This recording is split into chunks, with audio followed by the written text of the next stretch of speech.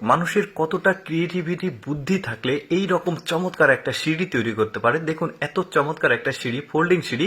এই সিঁড়িটাকে নিচে নামানো যাচ্ছে, আবার ফোল্ডিং করে উপরে রাখাও যাচ্ছে। দর্শক, আজকের ভিডিওতে আমি আপনাদেরকে এমনই কিছু ক্রিয়েটিভ বুদ্ধিমান মানুষের কাজকর্মগুলো দেখাবো যেগুলো দেখে অবাক হয়ে যাবেন আপনারা। যেমন এই বাড়িটাকে দেখুন, 3টা ফ্লোরই চমৎকারভাবে এইদিকে ওইদিকে রিমুভ হচ্ছে। দারুণ, পুরো বাড়িটাই কিন্তু এইদিক ওদিকে সরানো যাবে।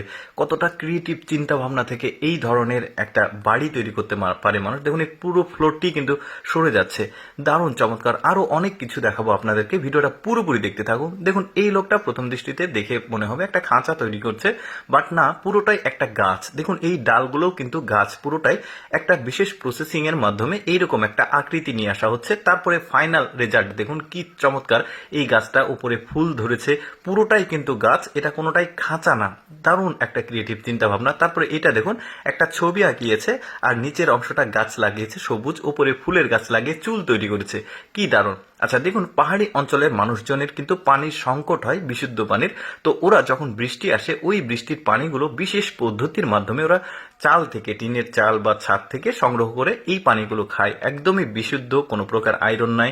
দারুণ কিন্তু বুদ্ধি। দেখুন আমরা সাধারণত বৃষ্টির পানি খাই না, কিন্তু ওরা এইভাবে পানি খায়। এরপরে দেখুন এই মহিলাটার দারুণ ক্রিয়েটিভিটি। দেখুন হাত দিয়ে কি চমৎকার ভাবে ফুলের ছবি আঁকছে। দারুণ কিন্তু লাগছে দেখতে, বিশেষ একটা পদ্ধতি। দেখুন এইভাবে অনেকেই ছবি আঁকে না কিন্তু।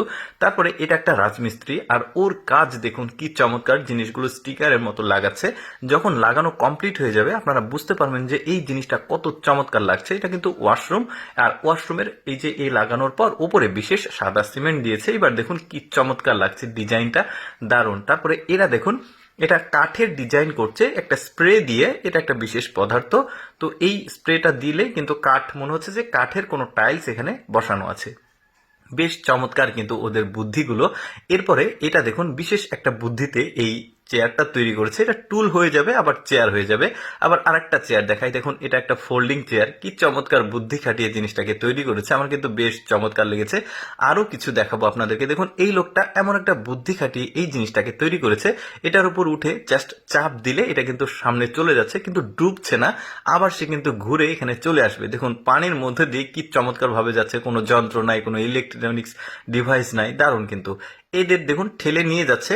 এই চাকা যত ঘুরবে তত কিন্তু বীজ মাটিতে রোপণ হবে। কিভাবে এই প্রসেসটা হচ্ছে সেটা আপনাদেরকে আমি দেখাবো। দেখুন ওই যে চাকা রয়েছে, চাকার মধ্যে বীজ দেওয়া আছে, আর এটা যখন ঠেলছে তখন কৃষকরা কিন্তু ওই যে বীজগুলো লাগাতে কষ্ট হয়, এই পদ্ধতিতে আসলে বীজ লাগায়। দেখুন এবার প্র্যাকটিক্যাল বুঝতে পারবেন। এই যে এই চাকার মধ্যে বীজ আছে, চাকাটা যত ঘুরবে একটা একটা করে বীজ মাটিতে পুঁতে যাবে। দারুণ বুদ্ধি। দর্শক, আমি সবসময় চেষ্টা করি আপনাদের সামনে অজানা তথ্যমূলক ভিডিওগুলো উপস্থাপন করতে, যেগুলো দেখার সুযোগ মানুষের কম হয়। এইরকম ভিডিও দেখতে প্রতিদিন যদি ভালো লাগে আমাদের লেটস গো ফেসবুক পেজটি ফলো রাখুন। এই ভিডিওটি কেমন লাগলো কমেন্ট করে জানাবেন।